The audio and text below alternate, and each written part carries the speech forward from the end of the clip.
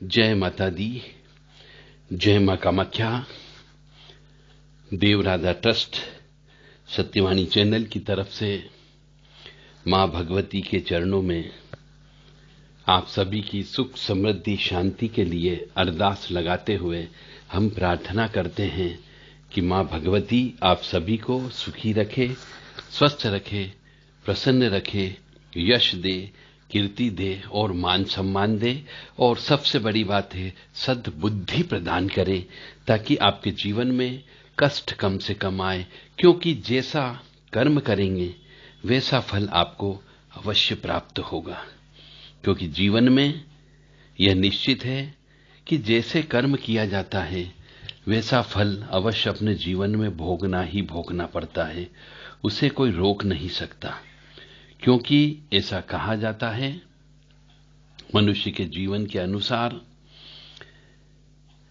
कि पुण्य किसी को धोखा नहीं देता है।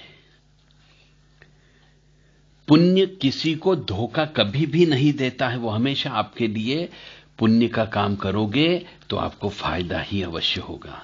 और पाप किसी का सगा नहीं होता है। यदि पाप कर्म करोगे तो आपको दुख की प्राप्ति अवश्य होगी। और जैसा कर्म करोगे, खेत में जैसे बीज बोओगे वैसे ही फल की प्राप्ति आपको अवश्य होगी। ऐसा ईश्वर का नियम है। अब आप कहेंगे हमने ईश्वर को नहीं देखा है, तो फिर आप राजा पैदा क्यों नहीं हो गए? जन्म से राजा पैदा क्यों नहीं हो गए? जन्म से आप सुख शांति समृद्धि से क्यों नहीं जिए? तो जो मनुष्य कर्म को समझता है उसे धर्म को समझाने की जरूरत नहीं पड़ती है। इसलिए कर्म को समझो तो धर्म ऑटोमेटिक समझ में आ जाएगा। और ऐसा भी कहा गया है कि संपत्ति के उत्तराधिकारी कोई भी एक या एक से अधिक व्यक्ति हो सकते हैं, लेकिन कर्मों के उत्तराधिकारी यानी आप जैसे कर्म करते हो उसका भोग आपको ही करना केवल स्वयं ही होता है। इस बात को ध्यान में रखते हुए हम आपको विवाह के संबंध में एक ज्ञान प्रदान कर रहे हैं। हो सके तो समझने का प्रयास करिएगा ताकि जीवन में कष्ट की प्राप्ति नहीं हो। बाकी आपकी इच्छा। तो विवाह करने के पहले पत्रिका अवश्य मिलान करना चाहिए। और जो मनुष्य इसके ऊपर विश्वास नहीं करता है वह इस कलयुग में कष्ट अवश्य भोगेगा ही भोगेगा, कोई भी उसको रोक नहीं सकता। इसलिए आज के जमाने में चाहे लड़की का विवाह करना हो चाहे लड़के का विवाह करना हो तो उसकी पत्रिका अवश्य चेक कर ले। पत्रिका अवश्य चेक करवा ले, मिलान अच्छे से करवा लें, किसी अच्छे व्यक्ति से मिलान करवाएं, किसी अनुभवी व्यक्ति से मिलान करवाना है आपको विवाह कराने के पहले। अन्यथा 2 घर बर्बाद हो जाते हैं, 2 जिंदगी बर्बाद हो जाती है, 2 आत्माओं को भयंकर दुख की उत्पत्ति होती है। और यदि आपके यहां पर लड़की हो तो उसे बोझ मत समझो विवाह के बारे में, और लड़का है तो उसको भी आप अपने मन में दुख मत रखो कि लड़के का विवाह नहीं हो रहा है। आप ये मत सोचो कि जैसे तैसे हाथ पीले कर दिए जाएं, क्योंकि वह हाथ पीले आपके लिए भयंकर कष्ट की उत्पत्ति प्रदान करेगा। लड़की जवान हो गई है, लड़का जवान हो गया है, विवाह नहीं हो रहा है, माता पिता को चिंता होती है, तो चिंता में वो जो लड़का मिलता है उससे विवाह कर देते हैं, जो लड़की मिलती है उससे विवाह कर लेते हैं, पत्रिका नहीं मिलाते हैं और बाद में सिर फोड़ते हैं, खून के आंसू निकलते हैं, पूरा परिवार कष्ट में आ जाता है, पुलिस केस बन जाता है, कोर्ट कचहरी हो जाती है। इसीलिए ये सब चीजों से बचने के लिए पत्रिका मिलान करके ही विवाह करें। और एक से नहीं, पूरी जिंदगी का सवाल होता है। इसलिए 3-3, 4-4 ज्योतिषाचार्य को पैसे दीजिए, दान दक्षिणा दीजिए और उनसे विशेष तौर से पूछिए कि इनके जीवन में कौन कौन सी घटना घटित होने की संभावना है, उसका पूरा कच्चा चिट्ठा उनसे लिखवा लीजिए। क्योंकि खून नहीं बदल सकते आप, किसी भी मनुष्य का खून नहीं बदल सकते, किसी मनुष्य की ग्रह नक्षत्र के अनुसार उसके आचार विचार व्यवहार को नहीं बदल सकते, क्योंकि ग्रहों की चाल को आप नहीं बदल सकते हो, ग्रहों के प्रभाव को आप नहीं बदल सकते हो। केवल पूजा पाठ जप तप से कम कर सकते हो, परंतु ग्रहों का प्रभाव अवश्य पड़ता है।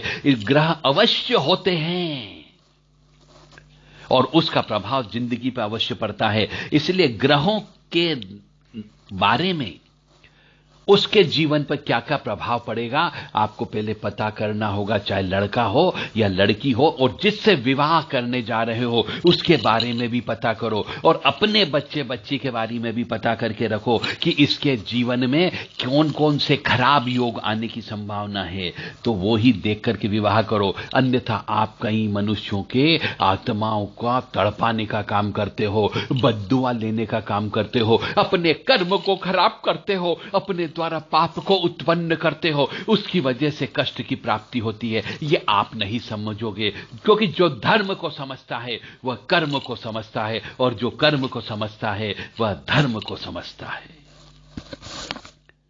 तो आप अपनी विवाह करते हो, पूरी मेहनत के द्वारा कमाए गए पैसे को खर्च करते हो, और विवाह टूटने पर बर्बाद हो जाते हो। आपके द्वारा सोने चांदी जो दिया जाता है कई बार वो इधर उधर हो जाता है, नुकसान हो जाता है। विवाह में जो पैसा खर्च किया जाता है वो बर्बाद हो जाता है, और समाज में इज्जत भी खराब हो जाती है, कोर्ट कचहरी हो जाती है, पुलिस केस बन जाता है, मान सम्मान घट जाता है, कीर्ति समाप्त हो जाती है। तरह तरह के एक लड़का लड़की के ऊपर लांछन लगा देता है, लड़की लड़के के ऊपर लांछन लगा देती है, और दो परिवार में एक तलवार खींच जाती है, विष योग उत्पन्न हो जाता है।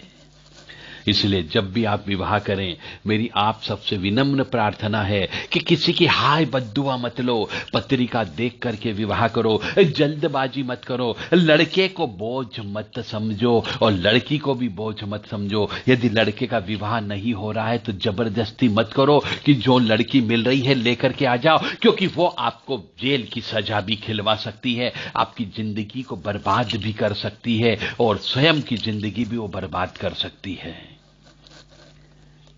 तो जब भी विवाह करें, परिवार को देख करके विवाह करें, और उस लड़के लड़की के कर्म को देखकर भी विवाह करें कि पिछले जन्म में उसने ऐसे कौन से पाप कर्म किए थे, तो इस जन्म में उसे कौन सी सजा मिलेगी। क्या वो बांझ तो नहीं हो जाएगी, क्या वो विधवा तो नहीं हो जाएगी, क्या लड़का विधुर तो नहीं हो जाएगा, क्या लड़कियां ही लड़कियां उत्पन्न होगी, क्या पितृ दोष तो नहीं है, क्या मांगलिक दोष तो नहीं है, क्या पिछले जन्म के गुरु का श्राप तो नहीं है, क्या पिछले जन्म के भाई का श्राप तो नहीं है, क्या पिछले जन्म के देवी देवताओं का श्राप तो नहीं है, क्या उसने पिछले जन्म के अंदर मंदिर तो नहीं तोड़ा है, क्या उसने माता पिता को तो नहीं तड़पाया है। ये सब चीज अपनी पत्रिका से देखने से पता लग जाता है। तो मेरा आप सबसे विनम्र निवेदन है कि लड़के लड़की की शादी बड़े सोच विचार करके करिए, अन्यथा 6 महीने के अंदर, साल भर के अंदर, 2 साल के अंदर दोनों अलग अलग हो जाते हैं, पुलिस केस कोर्ट केस कचहरी होने लग जाती है, और लड़के की जिंदगी भी तबाह हो जाती है और लड़की की जिंदगी भी तबाह हो जाती है। दोनों धीरे धीरे चरित्रहीन हो जाते हैं और उनका कार्य में मन नहीं लगने लगता है, और धीरे धीरे मानसिक बीमारी उत्पन्न हो जाती है। क्योंकि कई मनुष्यों को कष्ट आने पर वो भगवान की ओर नहीं जाते हैं, वो गलत चरित्र की ओर चले जाते हैं, गलत राह पकड़ लेते हैं, नशा करने लगते हैं, और पैसे के साथ साथ शरीर भी बर्बाद करने लगते हैं, अपना चरित्र बर्बाद करने लग जाते हैं, और अंततः पाप के गर्त में चले जाते हैं।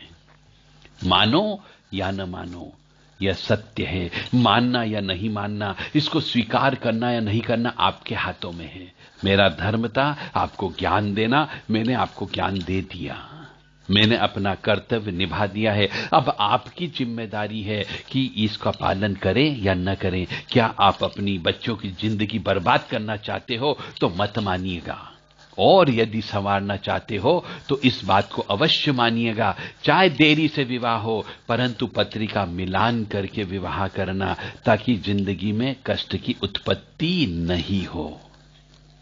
जय माता दी, जय मां कामाख्या। क्योंकि ग्रह अपना प्रभाव अवश्य दिखाते हैं। जो ग्रह खराब है, जो खराब रिजल्ट देगा वो देगा ही देगा। हां, पूजा पाठ जप तप हवन दान धर्म करके उसकी पोटेंसी को कम किया जा सकता है, परंतु उसके प्रभाव को खत्म नहीं किया जा सकता। उसकी प्रभाव, जो गलत प्रभाव आने वाले हैं, उसको सहन करने की शक्ति आप में प्राप्त की जा सकती है, परंतु उसके प्रभाव को तो भोगना ही पड़ता है।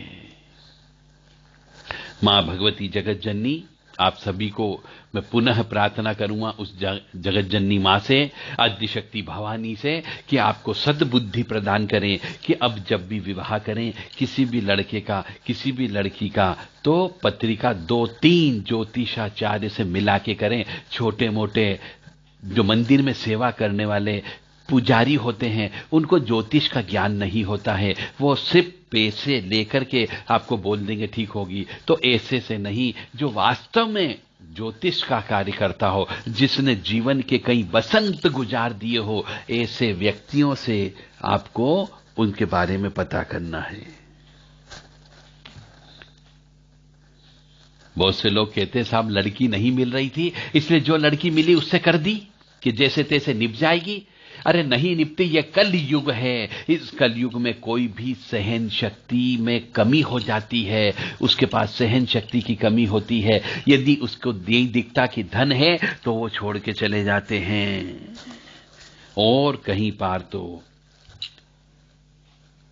सुख समृद्धि शांति नहीं मिलती, कहीं पर उसे स्वतंत्रता नहीं मिलती, कहीं पर उसकी अपनी मन मर्जी करने की संभावना नहीं होती है, तो भी विवाह टूट जाता है।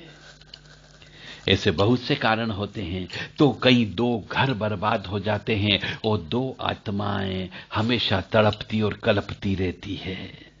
इसलिए विवाह जब भी करें पत्रिका मिलान करके करें, और ध्यान से कुल देवी देवता पितृ देवता को निमंत्रण देकर के ही विवाह करें। जय माता दी, जय मां कामाख्या। मां भगवती जगत जननी, आदिशक्ति भवानी, अखिल ब्रह्मांड की अधिष्ठात्री भगवती महामाया जगदंबिका, मंगलमयी करुणामयी आदिशक्ति आदि माया भवानी, भक्तवत्सला परम शक्तिशालिनी, आह्लादिनी शक्ति, असुरनाशिनी, कष्ट निवारिणी, दुख निवारिणी, महिषासुर मर्दिनी, मधुकेटवहंती, चंडमुंड नाशिनी, रक्त बीज विनाशिनी, शुंभ निशुंभ मर्दिनी, धूम्रलोचन सनंत्री सिंहवाहिनी, पाप नाशिनी, क्लेश नाशिनी, सर्व दुष्ट नाशिनी, सर्व शत्रु घातिनी, सर्व सृष्टिकारिणी परमेश्वरी, सत्य विज्ञान स्वरूपा, नित्या पराम्बा, निर्गुणा अविनाशी, साक्षात परम ब्रह्म, सद आनंद प्रदान करने वाली, वरदायिनी, कल्याणकारिणी महामाया आदिशक्ति भवानी आपको सुखी रखे, स्वस्थ रखे, प्रसन्न रखे। दुर्गति नाशिनी दुर्गा जय जय, काल विनाशिनी काली जय जय, उमा रमा ब्रह्माणी जय जय, सीता राधा रुक्मणी जय जय। यदि आप इस स्तुति को, जो 2 लाइन की है, कोई संस्कृत के शब्द नहीं है, कोई मनुष्य आधा घंटा रोजाना जप तप करता हो, ब्रह्म मुहूर्त में दिन और रात के मिलन के समय पे, और शाम को दिन और रात का मिलन के समय पे, जिसको गोधूली बेला कहा जाता है, उन समय पे जो मनुष्य 40-40 मिनट कम से कम इस स्तुति का गान करता है, उसके ऊपर मां भगवती की कृपा धीरे धीरे बनने लगती है और उसके बहुत सारे कष्ट स्वतः दूर होने लगते हैं, परेशानियों के बादल छटने लग जाते हैं और सुख की प्राप्ति होने लगती है। मानो या न मानो, दुर्गति नाशिनी दुर्गा जय जय, काल विनाशिनी काली जय जय, उमा रमा ब्रह्माणी जय जय, सीता राधा रुक्मणी जय जय। दुर्गति नाशिनी दुर्गा जय जय, काल विनाशिनी काली जय जय, उमा रमा ब्रह्माणी जय जय, सीता राधा रुक्मणी जय जय।